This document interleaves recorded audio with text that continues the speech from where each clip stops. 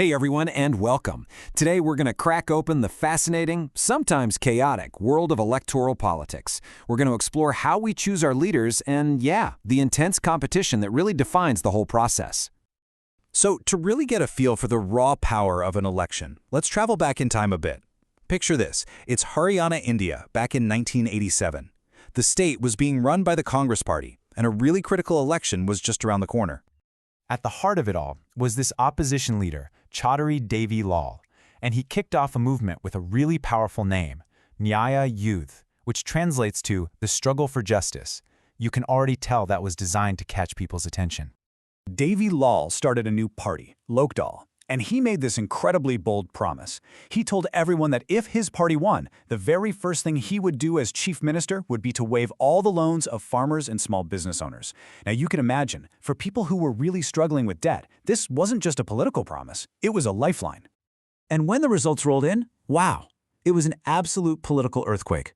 The ruling Congress Party, they only managed to win 5 seats. Meanwhile, Devi Lal's Lokdal and its allies swept the election, taking a massive 76 out of the 90 seats available. I mean, just look at that. Lokdal by itself won 60 seats. That is a clear, undeniable majority, and just like that, Devi Lal became the new chief minister. And true to his word, his government immediately waived those loans. It's just a perfect snapshot of how the whole electoral cycle is supposed to work, right? Okay, so that story really sets the scene perfectly for what we're diving into today.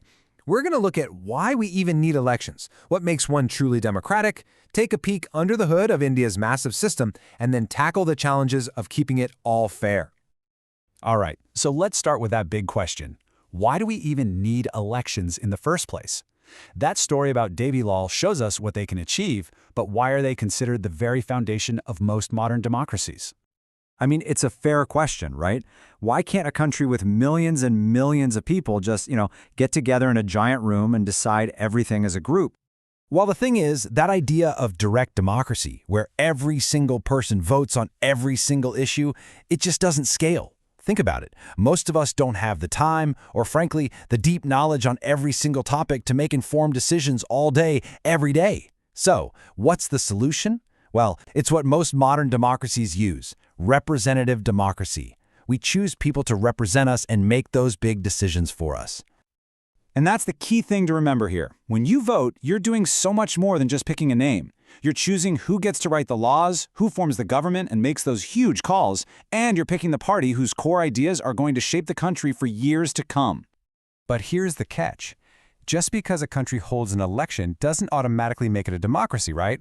A lot of places hold elections that are basically just for show. So, what's the real test? What's the litmus test that separates a real democratic election from a fake one? Well, you can think of it like a 5-point checklist. First, everyone should be able to vote, and every single vote should have equal value. Second, there have to be real choices. Different parties and candidates have to be actually free to compete. Third, elections must be held regularly. Fourth, the candidate that people prefer actually gets elected. And fifth, and this is a big one, the whole process has to be free and fair, so people can choose who they really want without any pressure. Okay, so with those principles in mind, let's look at how this all plays out in the real world. And what better example than the biggest democracy on the planet, India's election system? So, in India, you've basically got 2 main types of elections. You have the national ones, the Lok Sabha elections, which happen every 5 years. That's where you elect members of parliaments, or MPs, and decide who becomes the prime minister. Then, you have the state-level elections, the Vidhan Sabha elections, where you're choosing MLAs to run the state government.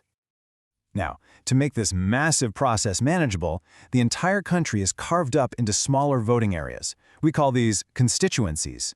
It's a pretty straightforward idea. Voters in each area elect one representative. Simple as that. And get this, for the big national Lok Sabha elections, India is divided into 543 of these constituencies. That means you have 543 different elections all happening at once, and the combined result of all of them decides who runs the country. It's mind-boggling, really.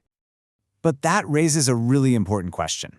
In a country with huge social and economic inequalities, can a totally open competition ever be truly fair for everyone?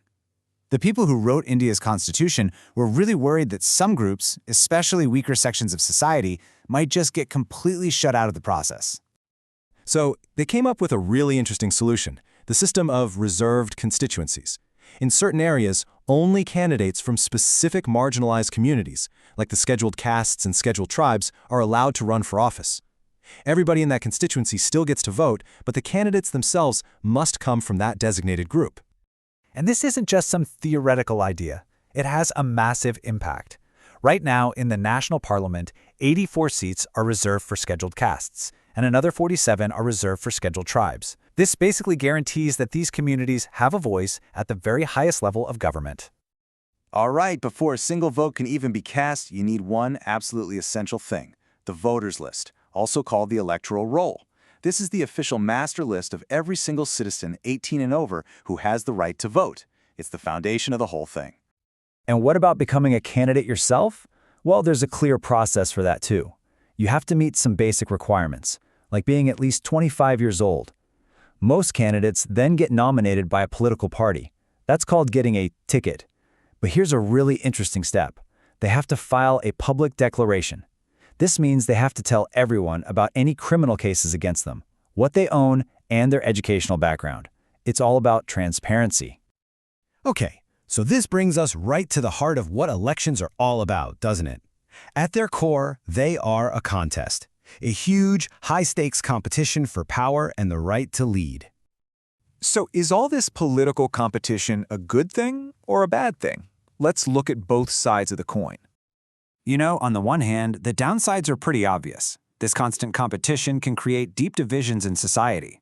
Parties start slinging mud, using dirty tricks to win. The focus becomes winning the next election, not creating good long-term policies. And honestly, it can scare away a lot of good people who might want to serve, but just don't want to get into that messy arena. But there's a huge upside, and it's the main reason we have this system. It all comes down to one word: accountability. Competition gives politicians a massive incentive to actually serve the people. Why? Because they know if they don't do a good job, we, the voters, can kick them out next time around. It's kind of like how a market works, right? If a shop gives you terrible service, what do? You take your business somewhere else. It's the same with politics. A party that fails to deliver will lose voters. So even if their main motivation is just to hang on to power, competition forces them to work for us. So that's the ideal. But making sure this whole competitive system actually stays free and fair, well, that's another story. It takes a powerful, independent referee, and you have to be constantly on guard against all the things that can go wrong. And in India, the job of protecting the integrity of elections falls on the shoulders of one incredibly important institution. And that's the Election Commission, or the EC. This body is seriously powerful and independent, almost like the judiciary. They can do everything from deciding when elections happen and enforcing a strict code of conduct, to punishing anyone who breaks the rules, and even ordering a complete do-over of an election if they find it wasn't fair. But even with a strong referee like the EC, the challenges are real and they are ongoing.